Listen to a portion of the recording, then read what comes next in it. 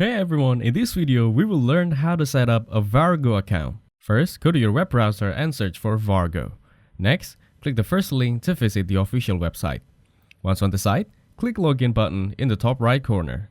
To set up a new account, select the Sign Up Now option at the bottom of the pop-up. Now, provide the required details including your name and mobile number with accurate country code. Then, enter your email address and create a new password for your account. Choose your gender, appointment reminders, and promotional emails.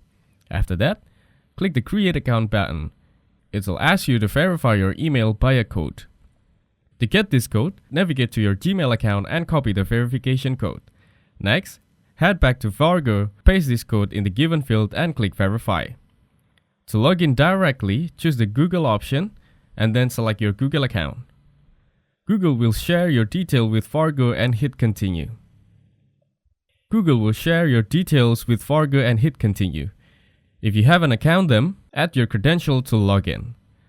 To verify your mobile number, enter your number and select an accurate country code. Once logged in, click the profile icon in the top right corner. Now, select the My Profile option from the drop-down menu. You can add additional details to your account and apply changes. Thanks for watching. Don't forget to like and subscribe to see more content like this.